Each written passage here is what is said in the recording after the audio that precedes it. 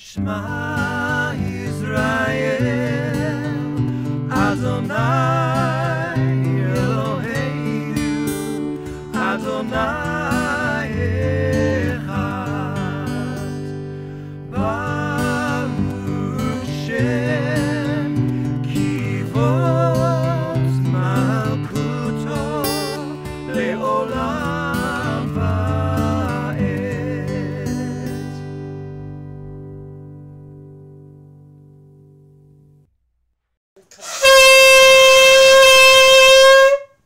Shalom.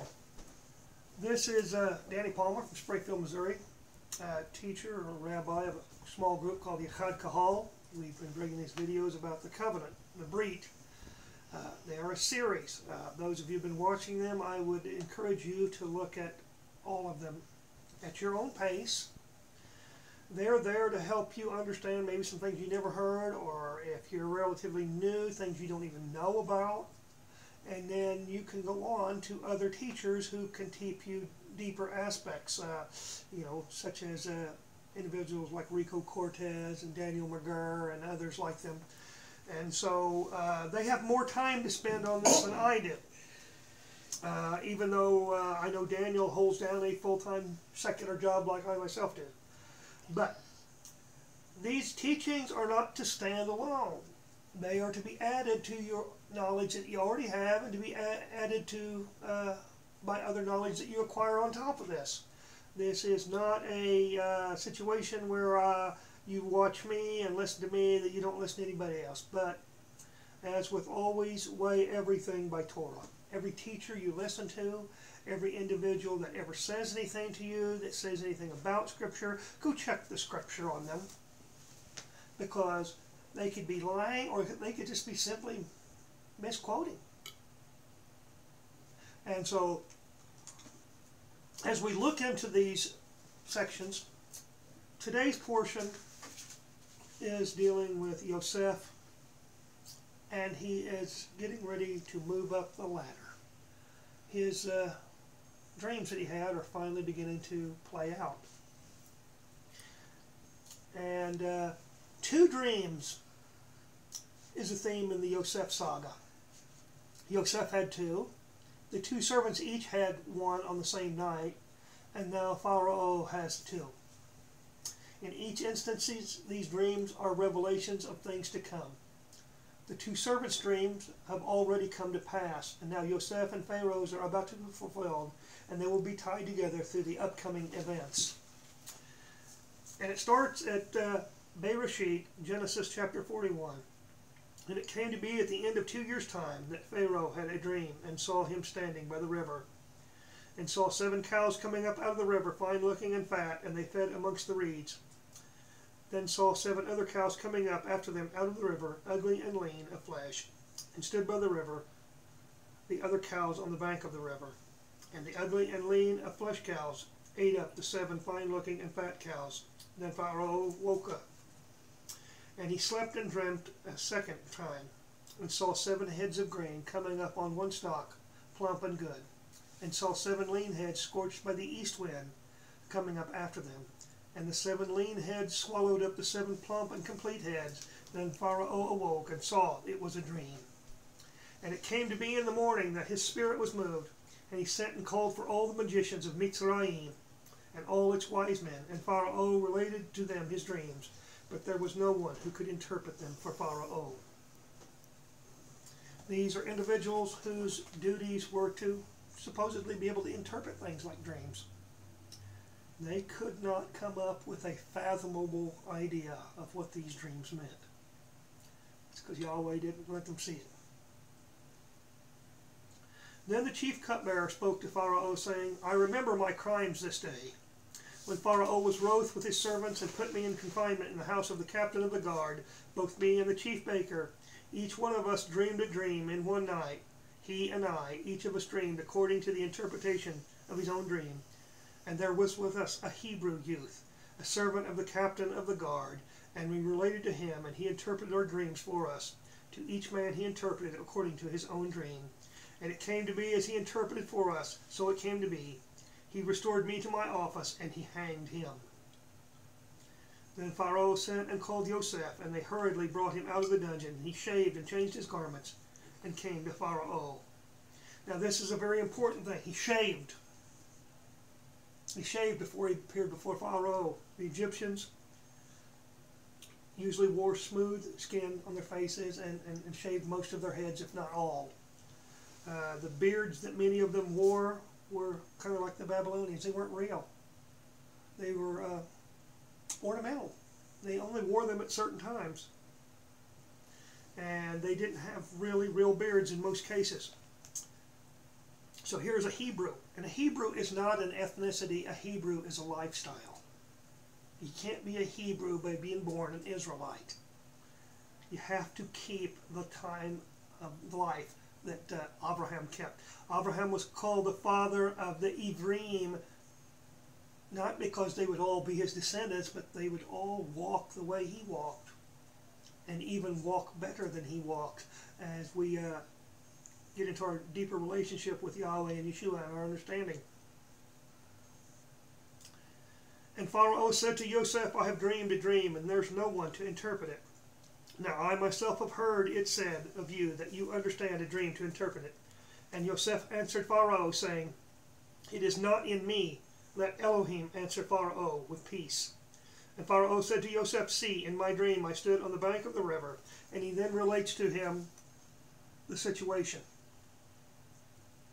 Yet when they had eaten them up, no one would have known that they had eaten them, for they're as ugly as the beginning. Then I awoke. He said, relating to Yosef, that both with the grain and the cattle, the lean ones that ate up the fat, plump ones didn't look like they gained any nourishment whatsoever. They didn't gain a single pound. Also, I looked in my dream, and he records to him there about the stalks, and explained to him they got ate up too in the same manner as the cattle. And I spoke to the magicians, but there was no one who could explain it to me. And Yosef said to Pharaoh, The dream of Pharaoh is one. Elohim assured Pharaoh that he is about to do. The 7 good cows are 7 years, and the 7 good heads are 7 years. It is one dream. Yosef is telling him that though the things he saw in the dream, the cattle as opposed to the grain, it was the same message in both. There's going to be 7 years of plenty and abundance, followed by 7 years of famine. Now, a famine does not mean that nothing grows, but it means that a great lack is there. Minimal harvest comes in because of the dryness. The ground gets hard. So, he then tells Pharaoh that he should set aside grain to take care of the 7 years of famine. And in those 7 years, that he should put away about 1/5 of it. And that will be stored. And it comes along as Pharaoh uplifts Yosef. He calls him and says, well, there's no one as wise as you. I'll make you that individual in charge of storing up the food and making sure that it's put up, and then when the time comes, you'll be the one that the people will have to go to get their food. You've proven to be a man who can be trusted. And then Pharaoh gives him something important. And we go down to verse 41 of chapter 41. And Pharaoh said to Yosef, See, I have set you over all the land of Mitzrayim. And Pharaoh took his seal ring off his hand and put it on Yosef's hand. And he dressed him in garments of fine linen and put a gold chain around his neck. And he had him ride in the second chariot which he had. And they cried out before him, Bow the knee. And he set him over all the land of Mitzrayim. And Pharaoh said to Yosef, I am Pharaoh, and without a word from you, let no man lift his hand or foot in all the land of Mitzrayim. And Pharaoh called Yosef's name Zaphanet Paneah, and he gave him as a wife Asenath, the daughter of Potipherah, priest of On. And Yosef went out over all the land of Mitzrayim. Now Yosef was 30 years old when he stood before Pharaoh, sovereign of Mitzrayim. And Yosef went out from the presence of Pharaoh and went throughout all the land of Mitzrayim. And then he begins to collect all the grain and everything, and they store it, and it turns out to be a great abundance over the time. And I want to go back and address a couple things because of how they tie into the overall story. Also, the intertwining of Yosef and Y'hudah's fates, dealing with first the goat in both instances, and now the three articles. Now the three articles here are the ring, a chain around his neck. These are symbols of authority. These articles come into play when Y'hudah gives them to Tamar. These are elements that she asked for from Y'hudah. A staff is also a sign of who you are and what authority you have. It is not simply an item to be used for herding sheep or for walking along to use as a support or whatever. It had much more significance than that. Sometimes even the names of the fathers were carved into them. Father carved his name into it, and when he passed it on to his son, then his son carved his name into it. It almost became a ancestral lineage record. Now, in like manner, Pharaoh has now given these articles to Yosef. If you watched the last week's video, you would notice that I mentioned that Yosef and Y'hudah's stories would be intertwined from the moment that Y'hudah talked his brothers into selling Yosef to the Ishmaelim, and it still continues today. These three items all signify position and authority. Yosef moves into a position of authority under only Pharaoh, king of Mitzrayim. Pharaoh does not mean king. It may have been the family name or some specific designation designating the families. It apparently later on became used by maybe the Greeks and the Romans later as thinking of it as a title, much in the same way that the name Caesar. Caesar was actually the name of an individual. It later became used as a title for the emperors of Rome. Only Julius was surnamed Caesar. It also happens to be where the Russians got the word Tsar from, and the Germans the word Kaiser. And so we've got a story here in Egypt. Yahweh has used Egypt to prepare a place for Yaakov, Israel, and his family to come for a time. But there's going to be some perils here. The first one is Yosef is given a wife whose father is a priest of the sun god. If you did not know that, On is not the God's name, but the city where his worship is centered, and the evidence is supplied in Genesis 41:45 in the Septuagint, as the Greek Ptolemies merely gave the city a Greek name, Heliopolis. In fact, I'm going to read that passage for you out of one of my versions of the Septuagint. This is from a translation called the Apostolic Bible, and the individual gave this Strong's numberings so that people would be able to use it. Now, the Septuagint was never coded with the Strong's numbers, and this individual should be commended for the effort he has put in to do this. And it says, "And said Pharaoh to Yosef, Behold, I place you today over all the land of Egypt. And Pharaoh, removing the ring from his hand, put it upon the hand of Yosef, and put on him apparel, fine linen, and he put a collar of gold about his neck. And he transported him upon chariots second his, and proclaimed in front of him a herald, and he placed him over the entire land of Egypt. And said Pharaoh to Yosef, I am Pharaoh, without you not shall lift anyone his hand over all the land of Egypt. And Pharaoh called the name of Yosef Zaphanet Paneah, and he gave unto him Asenath, daughter of Potiphar, priest of Heliopolis, to him as a wife." Heliopolis means the city of the sun. Many places that the Greeks moved into that they renamed Heliopolis, there was one in Lebanon, modern day, called Baalbek. It was the center of sun god worship. But Yaakov's family has been in a struggle with sun god influence due to Nahor's descendants knowing who Yah is but mingling sun god observance with it. They do not have a relationship with Yah but merely know who he is.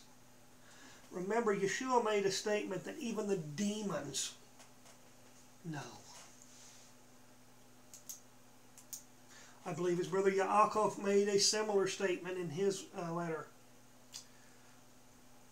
that they know who he is, but they don't worship him.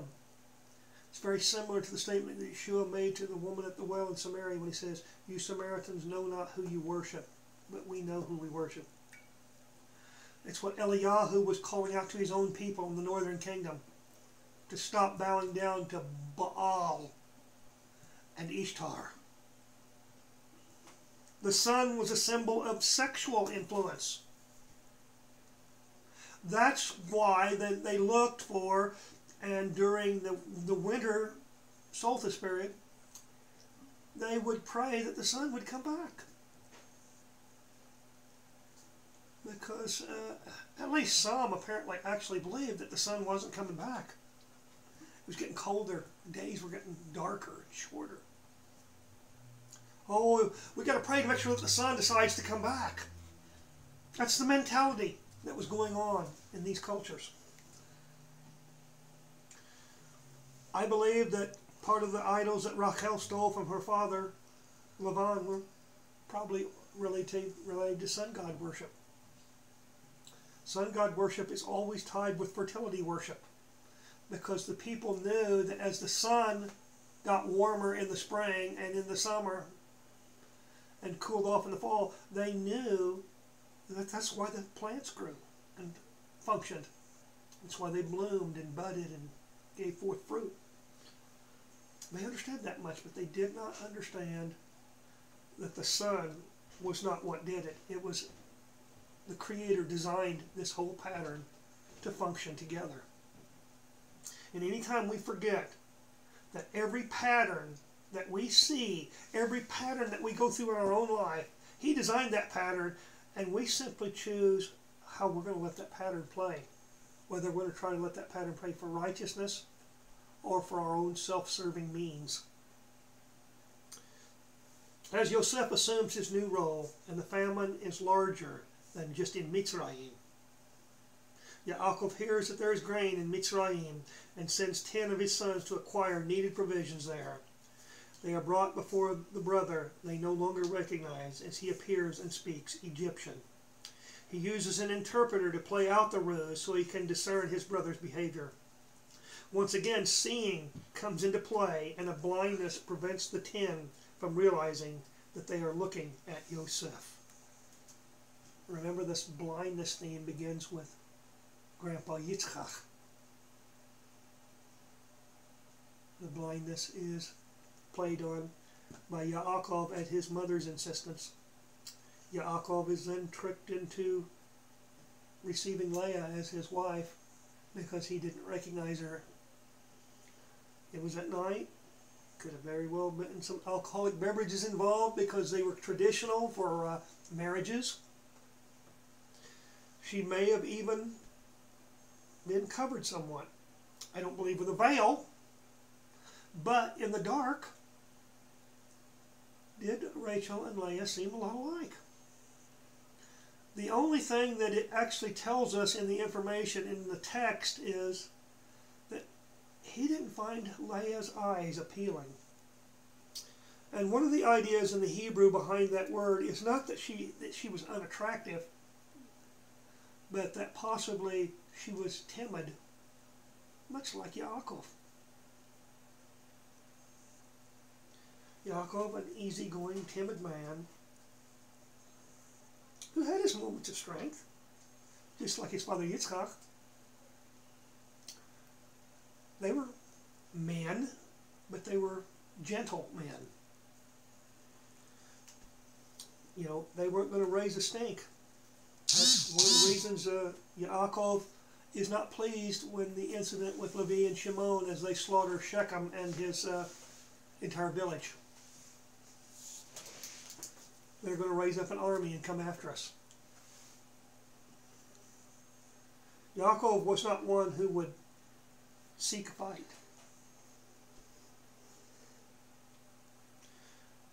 Yosef then begins to test his brothers, and the subterfuge creates a fear in his brothers as they recall their poor treatment of Yosef, even though they don't know that that same brother is the one behind the scheme. The very one standing in front of them is the brother they're lamenting they treated badly. And they're speaking to each other, and they do not realize that Yosef, who they think is an Egyptian, understands every word they're saying. He's using the interpreter simply to keep his brothers in the dark of who he is. He's wanting to find out, has his brothers changed? He knows he's changed. He's grown up.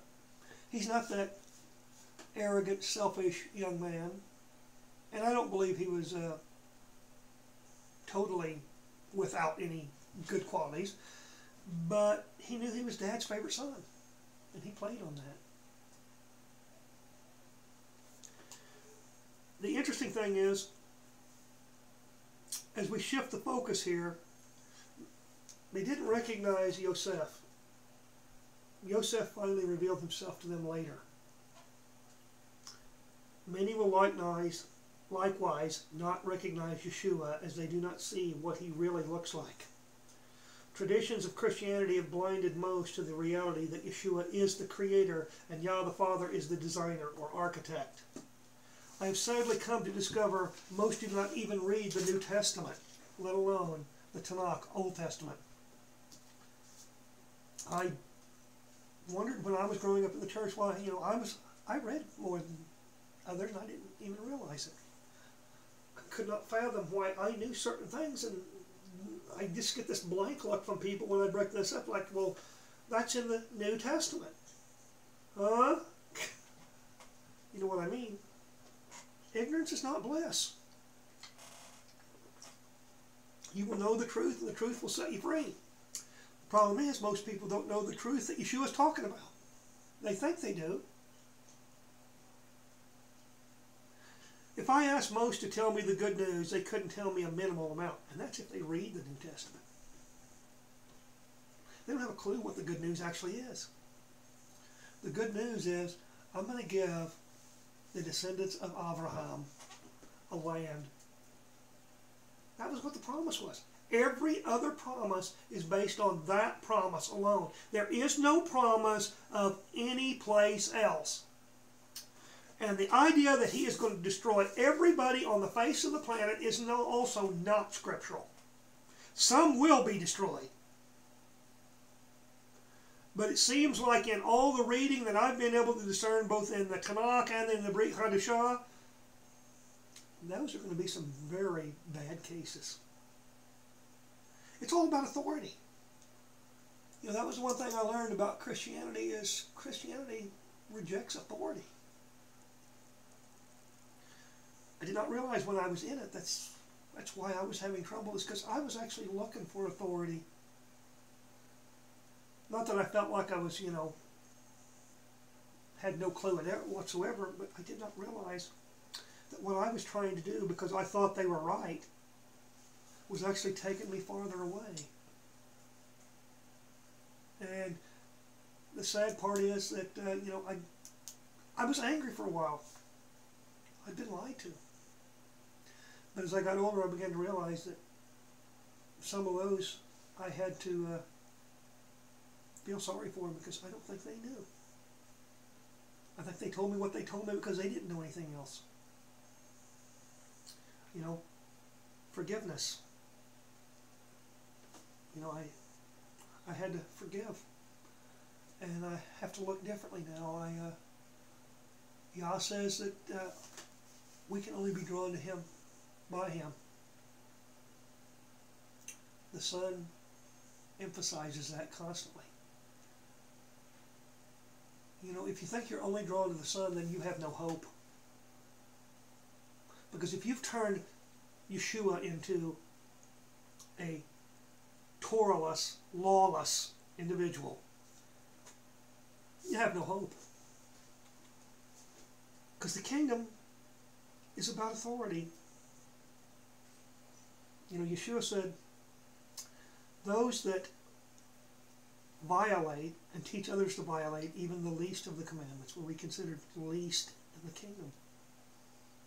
They'll still be in the kingdom, but where at in the kingdom? And those that keep and teach others to keep will be considered greatest in the kingdom. See, I don't think people realize there are degrees in the kingdom. And there's not just 2 degrees. Another example of that is, okay, the 2 servants, the one was given 5, another 2, and a third one 1. The one that was given 5 came back with 10. The one that was given 2 came back with 4 total. The one that was given 1 had hid it in the ground, dug it up, and returned to his master. The one didn't use it at all. You know, this isn't about monetary. This was about, what did they increase the kingdom? They took 5 and came back with 5 more, or they took 2 and came back with 2 more. That's to add. It's the very thing Yosef's name means.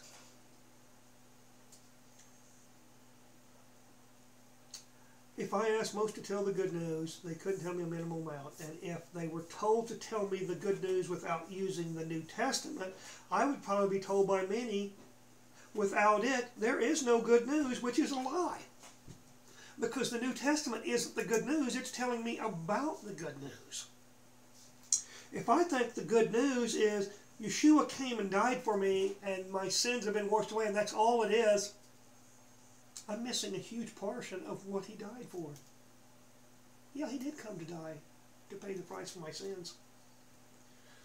Because people don't understand what sin does. It separates us. Separates us from what? Separates us from the promise.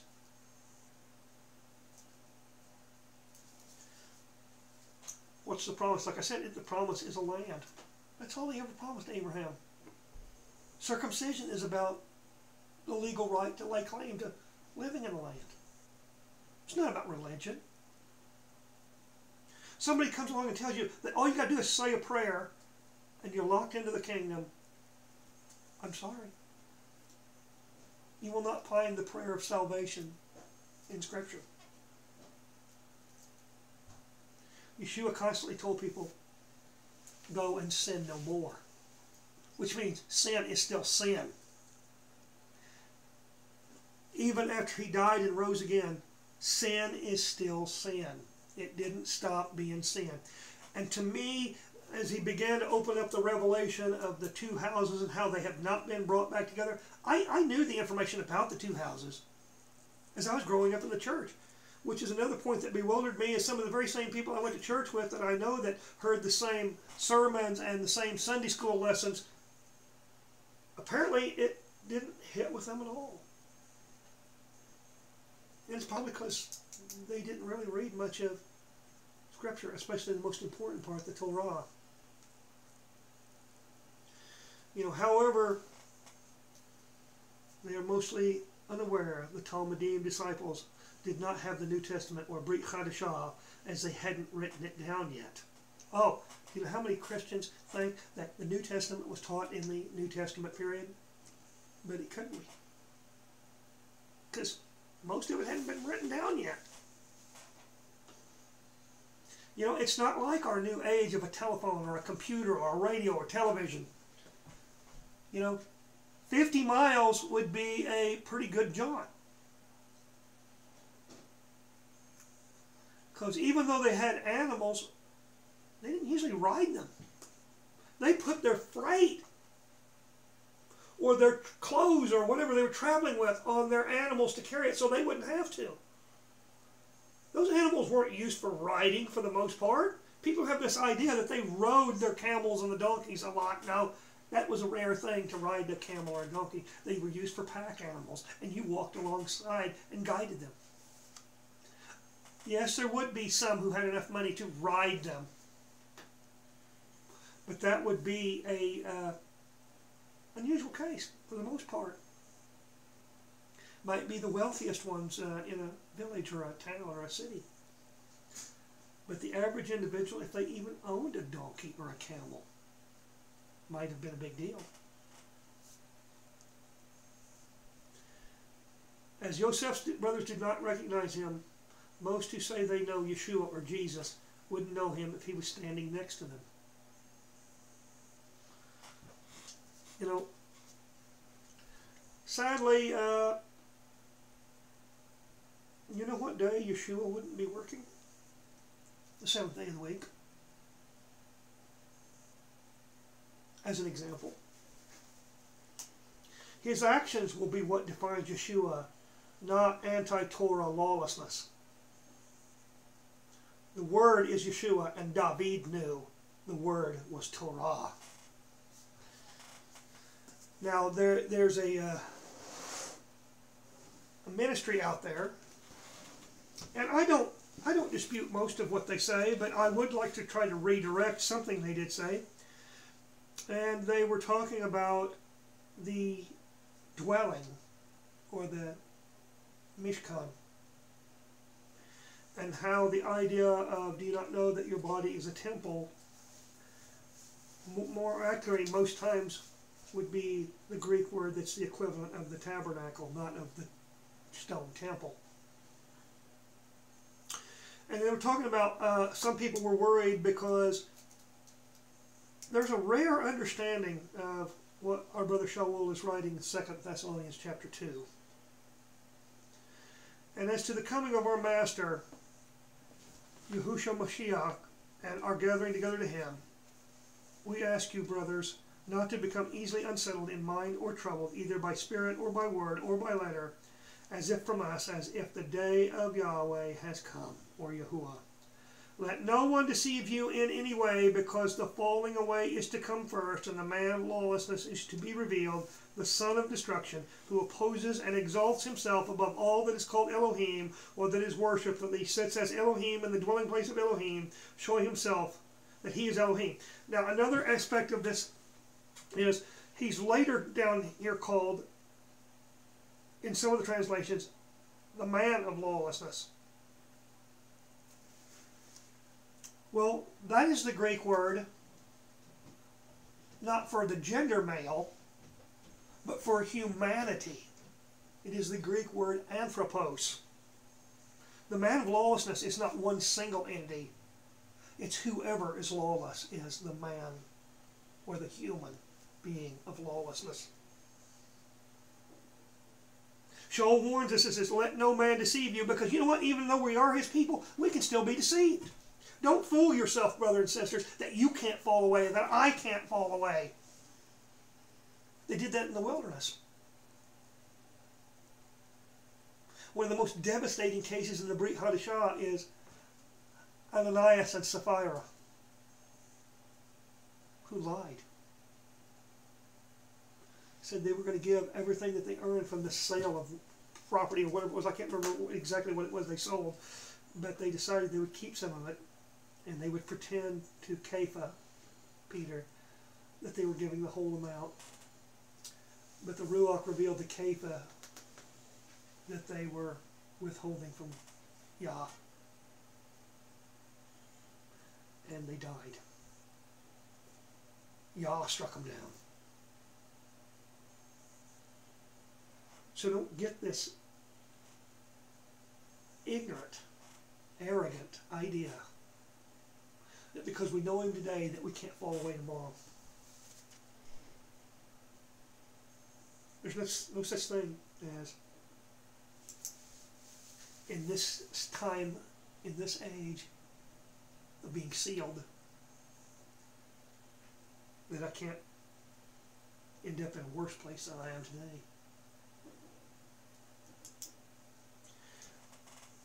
Those who claim that they follow, unfortunately, are the description that Shaul's giving here of the human beings of lawlessness. Lawlessness is anyone who says, I don't have to keep Torah. That's what it means to oppose and exalt himself. The word oppose is, in the Hebrew, Satan. It's not the only word for oppose, but it's the most common word in Hebrew is the word Satan, usually mispronounced in English as Satan, the opposer. Anyone who says that Yah's ways we don't have to do because Jesus died for me. Guess what?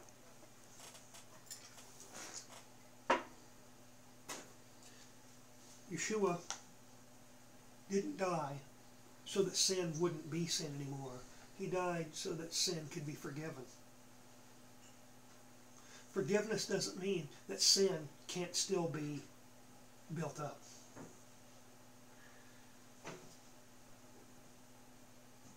The dwelling place of Elohim. Now, one of the things I did disagree with, because I don't think they're entirely wrong. I think there very well may be a physical dwelling. But a dwelling is something that's mobile. What's the mobile dwelling? Or the temple that Shaul is referring to? Or the tabernacle? It's us. The fool has said in his heart there is no authority or Elohim. That's what Elohim means. All the words El have to do with authority. The fool in his heart said there's no authority over him. I don't have anything to answer to. There's no right and wrong. It's whatever I want to do. It's just like at this time of year, I cringe at others who have Jewish ancestry, especially those who grew up more close to the community than I ever was. They'll observe Hanukkah, and then you might see them eating a ham sandwich. And I'm not saying during Hanukkah, but at some other time. It's no big deal to them, and it won't be just one time. Or you might catch them eating shrimp, or other things that Yah told us not to eat. And I think it's because most of them do not know that in the events of the actual Hanukkah, many died because they refused to eat the pork that the Greeks under Antiochus IV wanted to force them to eat. Eating pork was assimilated. It was their means of assimilating the Jews of that time into the Greek culture. And those who wouldn't eat it were killed. Those who have such disdain for circumcision because you don't even understand what it's about, you need to learn that many of the women who had their sons circumcised during that time, they were killed, their children were killed, and then their sons were hung around their neck on their dead bodies. Some who had already been circumcised who wanted to go along with the graves. Oh, let's not interrupt because that's just the way things are. Tried to have surgeries and everything to undo their circumcision. And you go, okay, what difference would it make if they weren't living a life? I go, well, they wanted to perform in the gymnasiums. And in the gymnasiums, you perform naked. And the gymnasiums were very male only. Kind of the old boys club of its day. They wanted to look like they weren't circumcised so that nobody would notice when they walked in nude and performed the athletic events.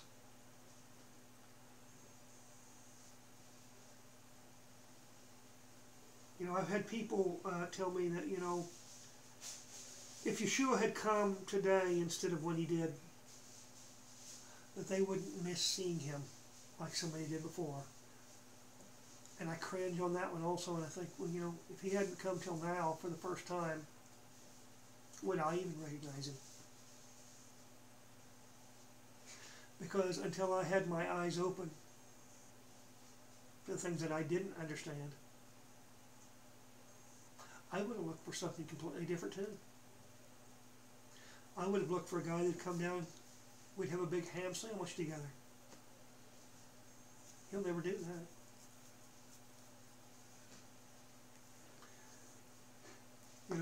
Shaul said, not even sit down to a meal with one who calls himself a brother and does these detestable things. I have to pick my moments when it's okay to eat with those who claim to be my brothers. Sometimes I can't eat with them.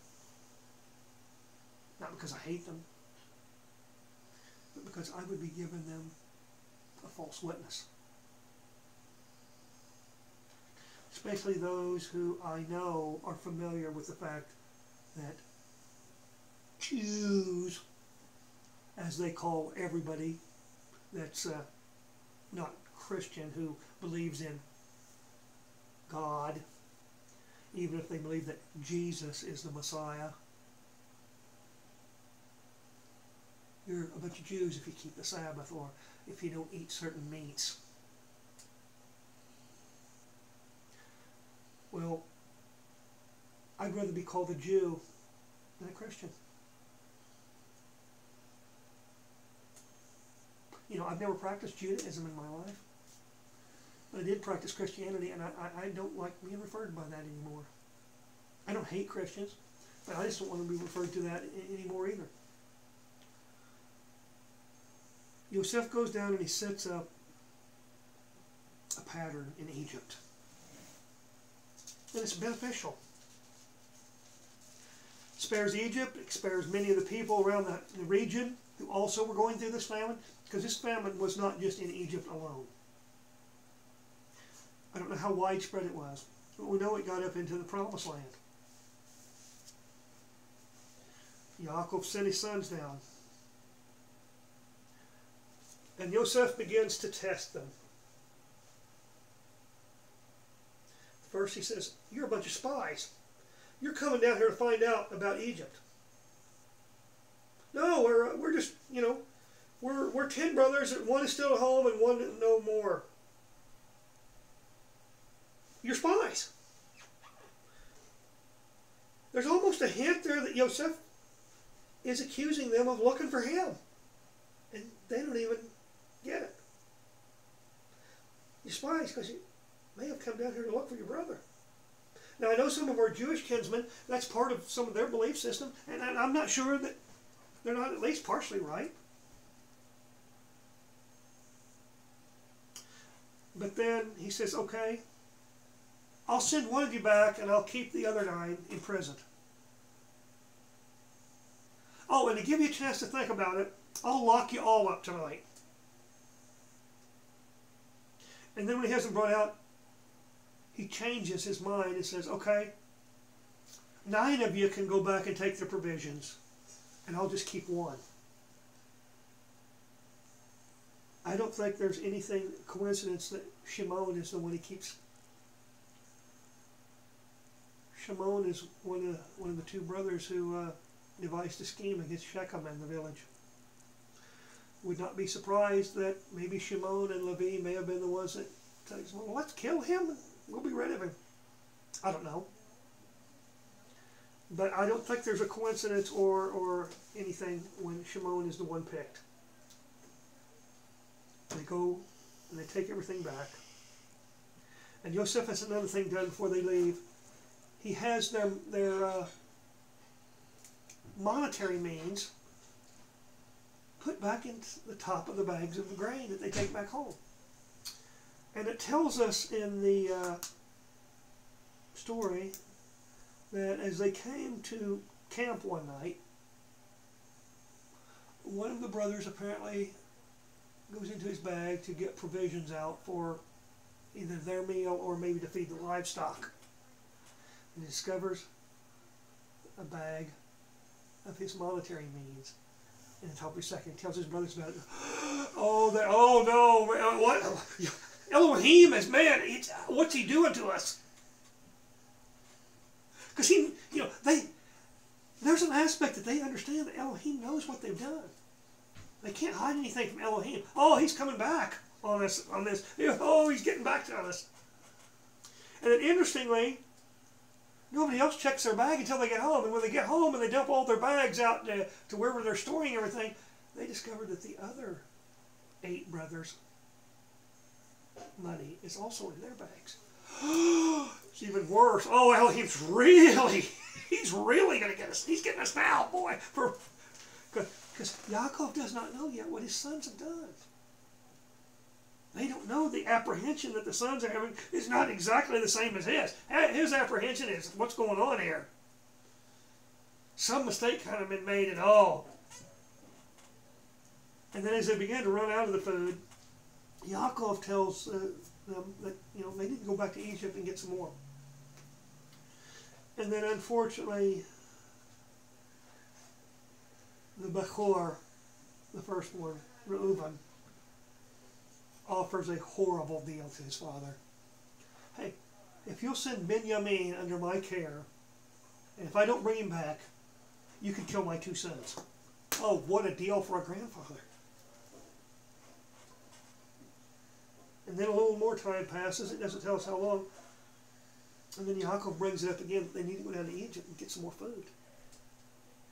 And Y'hudah comes forward this time. And I think you need to remember the horrible deal that Reuven made. Remember, Y'hudah lost 2 sons himself because they were wicked. He didn't even understand at the time when he lost them that it was because of their wickedness, that Yahweh put them to death. But he knows what it's like. He's not going to make such a thoughtless or ignorant proposal to his father. And he tells his father, Dad, if you'll entrust Benjamin's safekeeping to me, and if I don't bring him back, it will be my sin against you. And you can hold that against me forever, basically. So Yaakov comes to the point where, okay, you can be in charge, Y'hudah. You go down. You're responsible. You've grown up from some of the bad instances you went through life because of poor decisions. And who would understand that more than a father who had made some poor decisions himself? He sees in Y'hudah a son who's changed like his father has changed over time. He's grown up. He's not that same son that he was when he was younger. He's more mature. He's gone through some painful things in life himself.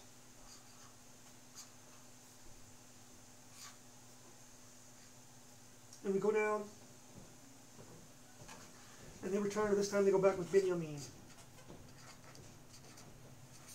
And not to remove from the picture, Yaakov was also worried about Shimon, that he would never see Shimon again. I've lost Yosef, and Shimon is down there, and if Benjamin is gone, that'll be 3. That'll be 3 of my sons. And Y'hudah, his name means to praise Yah. Y'hudah takes responsibility. They go down. They appear before Yosef again. This Egyptian guy, they think. And Yosef must be doing a really good job acting here, because his brothers don't see at all. And I think part of it's Yah blinding them too. So I think it's a combination of the two. And here they are standing before it, and then Yosef sees Benjamin, and he asks them, is this the brother that you told me about that you didn't bring last time, that I told you had to bring this time? And Yosef is overcome with emotion, and he has to leave the room. He doesn't want anybody to see whether he cried or whatever he did. It got to him. It touched him. Not only was he getting to see his younger brother, but he knows that at least his brothers have changed. These are not the same brothers that sold him down to Egypt. These are brothers that brought another brother down there because they wanted to make sure that another brother got to go free. And they have a meal. And an interesting part, I don't know how many people catch this, but when the meal is served, it tells us that Yosef sits at one table, the brothers sit at another table, and the Egyptians at another table, because the Egyptians don't eat with shepherds. They find them an abomination. Detestable. The Egyptians consider shepherds to be idolaters. That's what the word abomination is derived from, Hebrew words that have to do with idolatry. But when the brothers are taken to the table, they are seated, and as they're seated, they realize they've been seated in order of their birth. And they're amazed. Okay, there's Reuven and Shimon and Levi and Yehuda and down the line, so on and so forth. Each one is according to the time he was born in the family line. And Benjamin is at the end of the table. And he gives Benjamin more than he gives the other brothers when the food is served. But the next morning, as they depart for the second time with their provisions,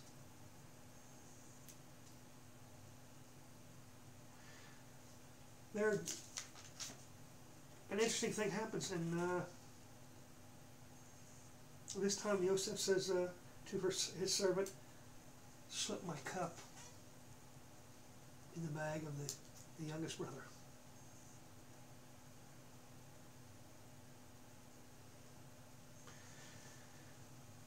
And he says, "Now, you wait. Let's let him be gone for a little while. Okay, now go after them." And the brothers' defense, and they're right on this one, because they don't know this has been done. They want to know what's going on. Why are you coming after us? You're accusing us of stealing your master's cup? Hey, we just brought back the money that we thought maybe you made a mistake and didn't take the first time. And we brought down extra money this time. If we were dishonest men, we wouldn't have done that. So why would we steal your master's cup? We're lucky to be leaving here, basically, is what they're thinking. You know, we didn't do anything wrong. We thought some scheme was being played on us and that somebody was going to take advantage of us and make us slaves. They actually say that in the count. But they make a stupid statement. Very similar to one their father made. And it's that whoever you find with the cup will die.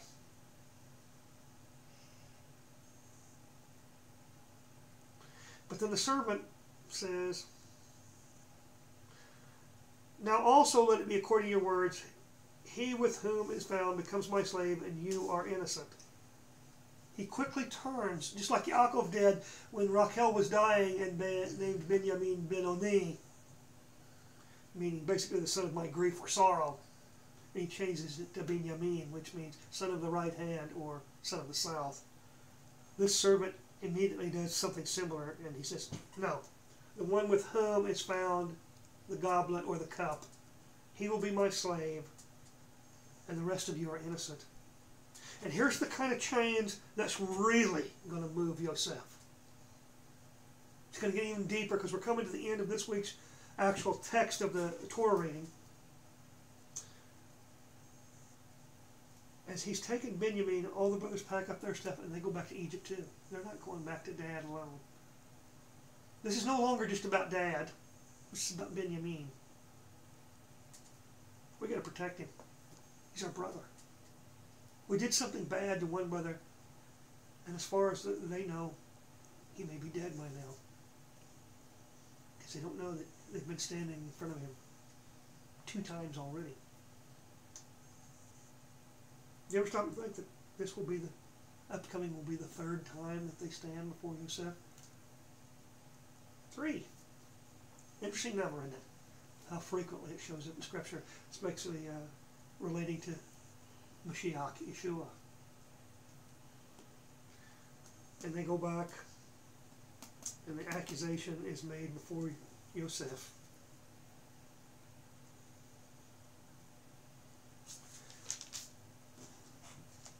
And then Y'hudah is going to step up. And he's going to do something that shows how much he's changed. And we'll kind of stop there on this week's portion. And we'll touch a little bit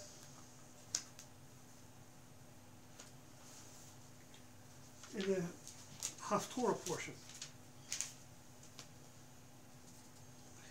And the rabbis who picked exactly where this reading begins and ends, it's a little odd.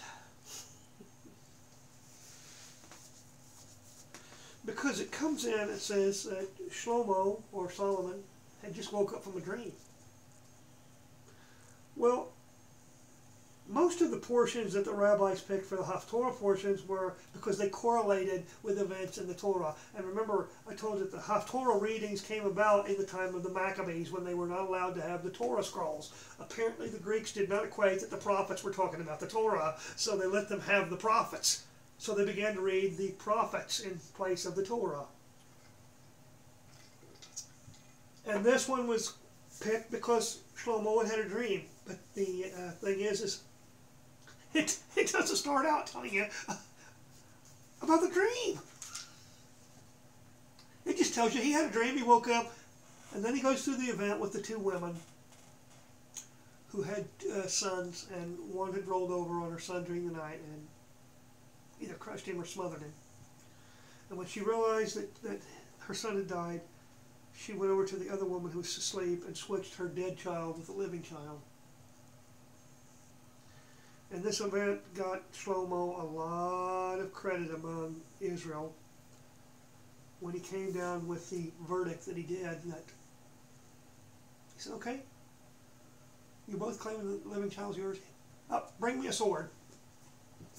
We'll cut the child in two and give half to each mother. And then the real mother said she'd rather give up her child than have him killed. It's a similarity to the Yosef story. The brothers had decided previously that, well, we won't kill Yosef.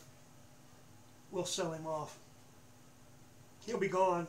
He'll be out of our hair. And we don't have to kill him either. His blood won't be on our hands. In the case with Shlomo, the mother says, no. Let the other woman raise him. And Shlomo says, give the child to her. She's the real mother. Only the real mother would be willing to give up her child to spare its life. Remember, Yeshua said that everything in the Torah and the prophets spoke of him. How many of you can relate Yeshua to this incident? That a mother who gave up her son, and she didn't even know he was going to be resurrected. I don't think she understood that any more than his disciples did. His own brothers, who sometimes followed them around.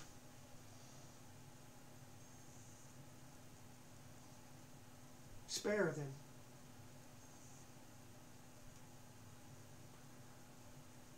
A people would be spared. Like the priest had said, it is better that one should die than for a whole nation. I don't think that Caiaphas realized how prophetic that statement was.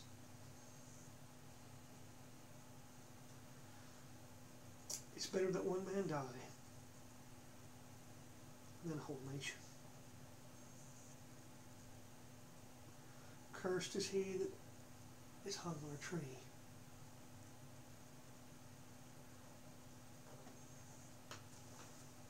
I don't think we fully understand how significant that statement is. I guarantee you I don't fully understand how significant that statement is.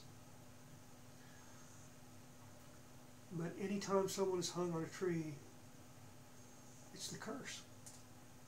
Doesn't mean they don't have any hope. Doesn't mean they haven't been forgiven, but they still have to pay the price.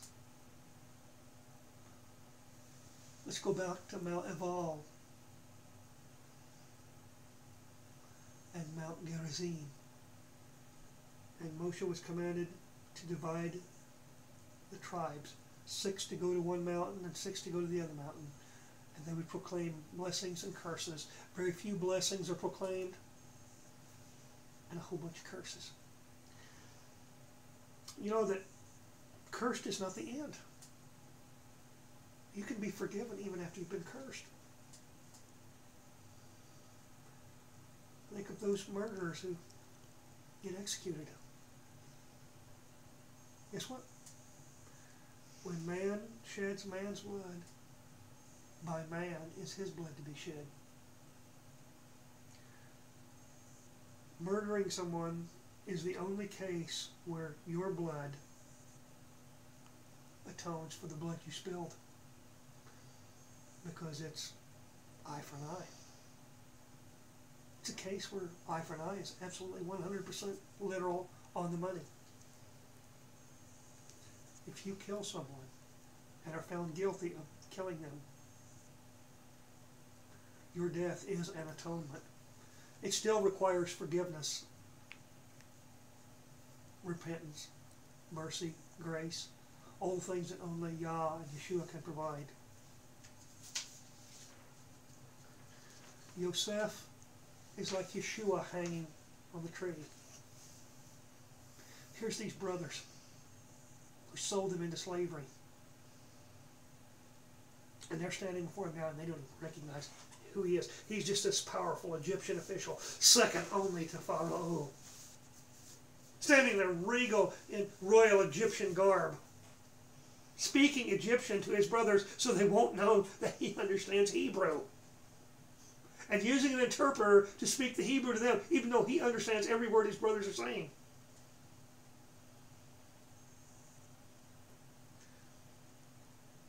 He's checking his brothers out. Because later he's going to do the very thing that Yeshua did on the stake. He's going to forgive them.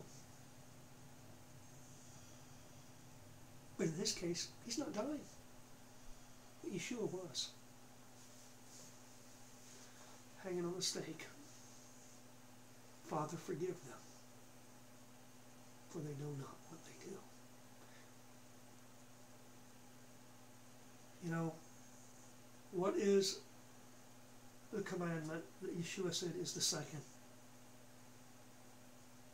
And I want to read that again to you, the whole verse, not just the part that people are familiar with. Leviticus 19:18, the whole verse of what Yeshua had to do there on the stake to make that statement. Do not take vengeance or bear a grudge against the children of your people, and you shall love your neighbor as yourself. I am Yahuwah. As I said, I don't have problems with the various choices of the names that people refer to Yeshua and Yah by, because I've not found anything to find fault in those pronunciations.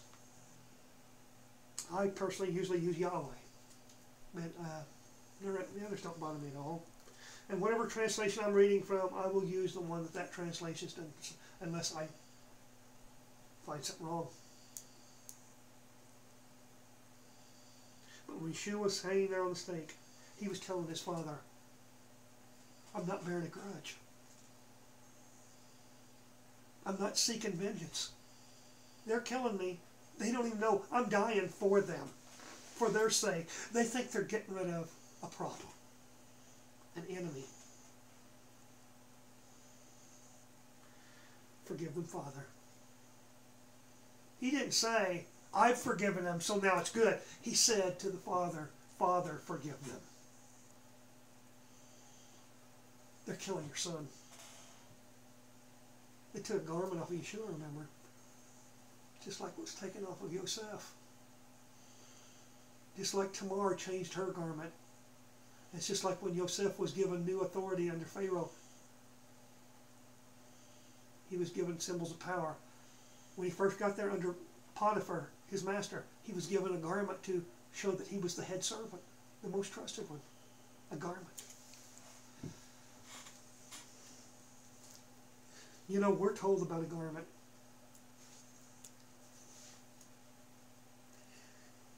That we're supposed to wash. It's us. You know what? If we don't wash that garment like it tells us to in Revelation, it's not white as snow.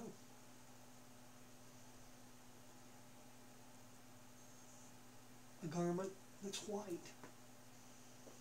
Though your sins be as scarlet, they shall be white as snow. Think about the garment that they took off of Yosef and covered it with a goat's blood to make it look like it was Yosef's blood, so that his father would believe that he was dead. So that the man who practiced deception was deceived himself. He was deceived by his uncle. He's been deceived by his sons. He's been deceived by one of his wives. It's no wonder that Yaakov tells Pharaoh later when he comes, you know, his years have not been as long and they've not been as good as his father's. And he's referring to Yitzchak and Abraham. Because Yaakov has lived a different kind of life than his father and his grandfather. And there's been some consequences that he's had to endure.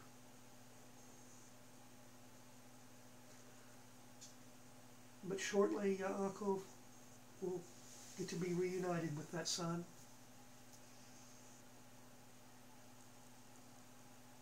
That he's been missing for about 22 years.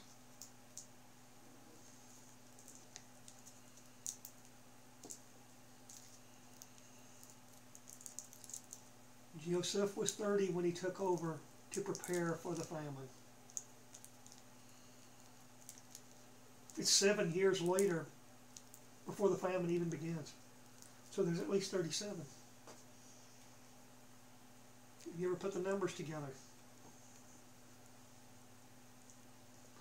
Yosef was with his father for his first 17 years and for his father's last 17 years. And was gone for about 22 years there in the middle. Yeshua in the Brit Hadashah, the word is anthropos once again, meaning human being. When Yeshua says the Son of Man, which is the way it's translated in most of the translations, that is inaccurate. It should be the Son of the human being, not the Son of Man, the gender. It is also why Matthew chapter 1 has to be Miriam's ancestry, not Yosef's, because the words are descriptive in Matthew 1, and the only way you can get 14 is to count Miriam, and the only way you can count Miriam is by the Torah statute that says if a father has no sons, his daughter can receive the inheritance, but they can only pass it on to their sons by marrying someone from their own tribe. Since Yeshua was going to be thought of as that Yosef was his actual father, Yosef has to be the one that gives Yeshua all his legal ancestral rights, even though he's only his, quote, stepfather. He's the one where Yeshua will get all his legal rights from, because even he and Miriam both have to let everybody else believe that Yeshua is Yosef's son. So Yeshua could not be called the son of David, a rightful heir to the throne, unless Yosef had a legal right, and Miriam's ancestry contains one name that disqualifies him. Remember, in Christianity, I remember they used to love to talk about how we're adopted sons. Yeshua was also. He gets all his legal rights from Yosef. Is it interesting that Yahweh chose to use an individual named Yosef of the tribe of Yehudah to once again intertwine the stories of Yosef and Y'hudah? You know, those little things. And I remember when I was in the church, that meant nothing. That meant nothing to most Christians. Those little details, they don't click, because they're taught they're insignificant. All you need to do is say the prayer of salvation or whatever. That's all that's important. You're saved, you're locked into the kingdom. What a lie that is. Because it says Yah has no right to say it's still sin. If Yeshua is the creator part, then if I say I don't have to keep the commandments, then I'm saying I don't have to obey Yeshua. Is that why so many people like to divert to Shaul and say, Shaul said we didn't have to do that. Shaul says we don't have to eat clean anymore. We don't have to keep the seventh day Shabbat anymore. But I guarantee you, if you know the truth, and you read Shaul's writing, you realize that he's been given a bad rap. He never speaks against the Torah. He speaks against Pharisaic tradition, or halakha. What many would be more familiar with as the Talmud, and the other writings on which it is based and on which it is even built on. Those of you who think the Talmud was the end of the writings, today's writings dwarf the Talmud. And the Talmud was based on two writings. The very basis of Pharisaic doctrine is on a writing called the Mishnah, which is later added to another writing called the Gemara, and this is how we come up with the Talmud. The Talmud is dealing with issues brought up in the Mishnah and the Gemara. Then you get into other writings called the Rabbahs, and so on and so forth.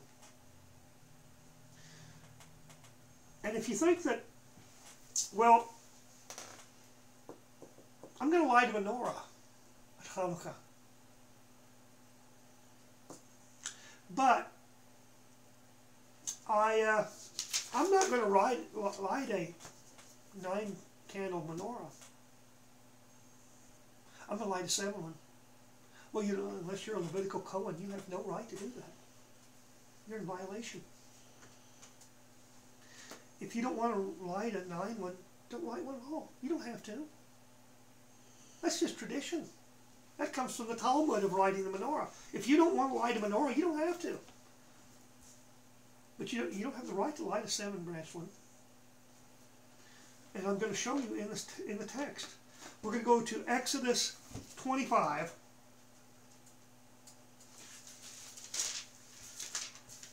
And verses 31 through 40. And you shall make a lampstand of clean gold. The lampstand is made of beaten work. Its base and its shaft, its cups, its ornamental knobs and blossoms are from it. And 6 branches shall come out of its sides, 3 branches of the lampstand out of one side, and 3 branches of the lampstand out of the other side. 3 cups made like almond flowers on one branch, 1 ornamental knob and blossom, and 3 cups made like almond flowers on the other branch, with ornamental knob and blossom, so for the 6 branches coming out of the lampstand. And on the lampstand itself are 4 cups made like almond flowers, with ornamental knob and blossom, and a knob under the first 2 branches of the same, and a knob under the second 2 branches of the same, and a knob under the third 2 branches of the same, according to the 6 branches coming out of the lampstand. Their knobs and their branches are of the same, all of one beaten work of clean gold. And you shall make 7 lamps for it, and they shall mount its lamps, so that they give light in front of it. And then we're going to go to Exodus chapter 30. Verse 8. And when Aharon lights the lamps before the evenings, he shall burn incense on it, a continual incense before Yahuwah throughout your generations. And then we'll move on to Numbers, or Bamidbar 4, verse 16. And the oversight of Eleazar, son of Aharon the priest, is the oil for the light, and the sweet incense, and the daily grain offering, and the anointing oil, and the oversight of all the dwelling place, and all that is in it, with the set-apart place and its furnishings. You know that to put oil in it would also be a violation. Remember, even the Levites that carried the holy articles were not allowed to see them. They had to be covered up by Aharon and his sons, the priest, before the Levites could even come in to see them, or they would die for seeing them. And brother that suggested that I bring this up to you, because I corrected an idea that he presented to me that somebody else had said, because I wanted to show the error in it.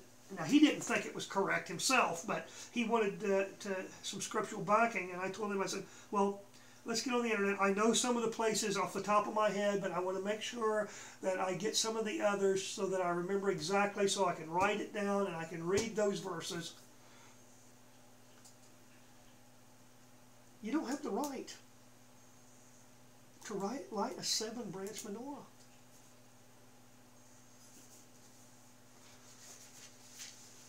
You know, the Melchizedek priesthood had nothing to do with lighting the menorah. You don't have to light one. But I think you need to know what Hanukkah's about. Even if you don't observe it, you need to know what it's really about. You need to know how it's a fulfillment of the prophecies in Daniel that Yah revealed to Daniel. How this has happened more than once. Now, I don't know the passage, but some of the people in our group yesterday when I was gone watched a teaching by Rico Cortez, how he was showing that even in the time of Ezra, a very similar event occurred at the time that would later be referred to as the time of Hanukkah. So this is an ongoing thing. As any of you who have watched the video that I made, Are You Dedicated, goes back and shows us how Hezekiah and Josiah and others, how Abraham with the king of the north and the king of the south. You know, if you don't understand what Yeshua is dealing with in Matthew 24, when he says, when you see the abomination that causes desolation spoken of by the prophet Daniel, how do you know what that is if you've never read Daniel and you've never at least looked at the information in 1 Maccabees to know what Yeshua is referring to? He's referring to something that his disciples were already familiar with what happened at that time, and saying that's going to happen again at the end of the age. What is the abomination that causes desolation? Sacrificing a pig on the altar was the abomination. Now it goes deeper than that, but it contaminated the Mishkan within the temple. It destroyed all legitimate use for the altar. And for 3 years, even if they could have got the altar back, that altar could never be used again for that purpose. It's like if an unclean animal died and fell into your pot of water or container of food that was uncovered. If it was made of clay, you had to destroy the pot. It was made of metal. You could wash it and put it through fire. Everything that could stand being put through the fire had to be put through the fire and then immersed in water. If it couldn't stand fire, it had to have the minimum to be immersed in water. And any object that could absorb things like clay does had to be destroyed. You know what? Fortunately, he doesn't treat us that way. You know, we're made out of clay, dust. We've absorbed a lot of bad things in our lives. And those that aren't willing to admit that we've done some things wrong, and we still occasionally stumble and do something wrong, and we have to repent and have to restore that relationship and admit to the Father that, hey, yeah, I was wrong. Your ways are right, I was wrong.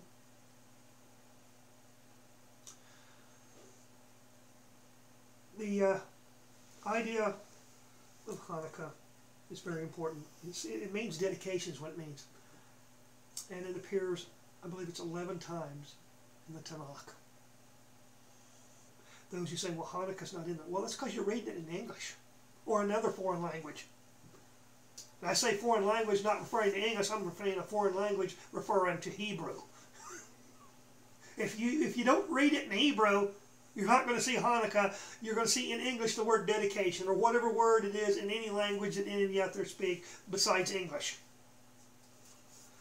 The one thing that I lament about the videos is the videos can't, without an expense that our small group can deal with, the videos are pretty much restricted to people who can speak English.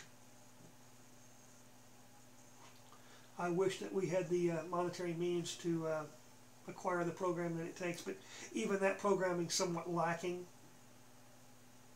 It doesn't always say, even in the best way possible. Sometimes it leaves out vast numbers of what somebody says when it translates it from one language to another, because the programming, for whatever reason, doesn't pick up everything and translate it. And so that is why a lot of our written teachings and the other items we offer on our website, they're all able to be translated because there is a program that we have access to that can be used by those who look at them. So I know that most of you out there who are watching the videos at least speak English as a second language, if not your primary or only language. I like to repeat a joke that I heard several years ago. It says, do you know what you call people who only speak one language? American. Unfortunately, I'm American in that sense. You know, I was born in the United States. I have citizenship here because I was born here. And so, even though some of my ancestry just a couple generations ago still spoke other languages, they never got passed down to us. And those of you who say, well, what's Hanukkah or anything mean to me? I'm not Jewish. Well, I think you need to go back and look at the websites for the ghettos and the death camps, and even just those internment camps where people who were, quote, Jews were sent. You'll find a lot of Gaelic people there. One of the gentlemen I work with, I gave him a list of these various names, and his family name, and or versions or relatives who have other names that are immediately linked to that name, and that's why your name shows up, is because it's not always your particular surname, but a very near relative of your overall family's name that shows up. You find a lot of Gaelic names. In Poland, there's a reason why there were so many death camps in Poland, because there's a region in Poland called Galicia. There was a camp that we discovered that we didn't even know about called Miranda de Ebro in Spain. And both of those were escaping me because I was so focused on why are there so many Gaelic names showing up? Because I have some Gaelic ancestry myself. Probably 50% or more of my ancestry is Gaelic. I have very little Jewish ancestry I know of. But it did not dawn onto me until I looked up a place where some of the people were sent called Volhynia. I figured it was probably in Poland. And it's on the Ukraine-Belarus-Polish border. But a word caught my attention as I began to read the description as I pulled it up on the internet to find out where this was. It's in a region of Galicia. And I go, I knew Galicia was there. And I knew there was Galicia in Spain and Portugal. And I was too focused on the people to remember where some of those people live, are still called by that ethnic name. Galatians are people who are Gaelic, related to the Scottish, the Irish, the Welsh, the Bretons, the Manx, the Cornish. So those of you who especially have any of those particular bloodlines may find that maybe some of your distant relatives got sent to the camps too. You're a lot more Israel than you realize you are. Because the Germans weren't looking for religion. I'm talking about the Nazi Germans. They were looking for a people that they wanted to eliminate. You know, there's a few people that I worked with that, you know, all I had was their surnames, just one name. That showed up heavily. Some of them even more than all four of my grandparents. I'm not talking about in total, but only one of my grandparents had a name that hit in higher numbers than this one family name of theirs. And they're all Gaelic. My maternal grandfather was French Gaelic. And the combinations of the two variations of the surname was over 6,000 names that went through the ghettos or the camps or the internments or whatever. As I said, The one part that I knew I had some Jewish blood in, predominantly in the German death camps. They didn't like to call them death camps in Germany. I don't know why, but that's what they were too. Qahal, Bergen-Belsen, Natzweiler, Struthof, just some of the names. But we discovered that everybody that I knew that had any of their Gaelic names popped up in the camps. The Lodz ghetto was common among all of them. So you don't think that assimilation's a danger. That's what happened in the time of the Maccabees. They were trying to prevent assimilation. Why? Because the minute you assimilate, you forget who you are. Israel forgot who it is. And now it's at a time where it's being woken up. Hey, 10 tribes. Here you are. Here's a smack in the face to remind you who you really are.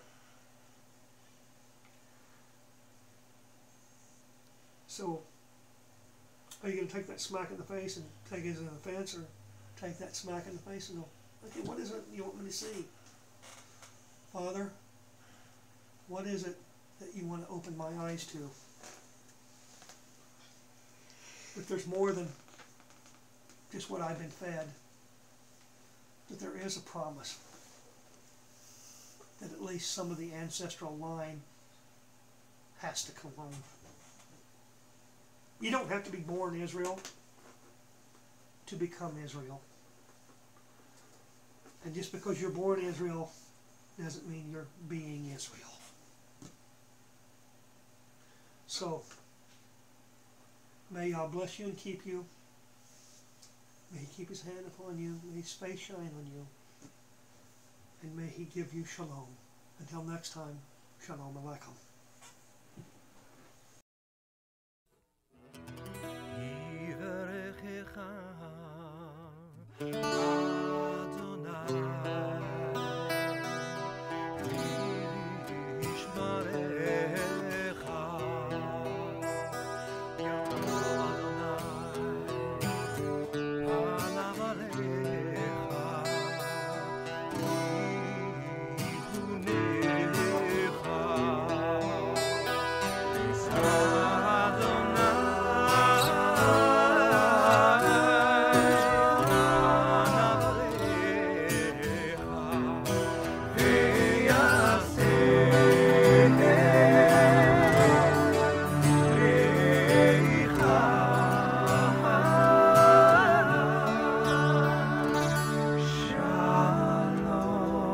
May Yahweh bless you and keep you.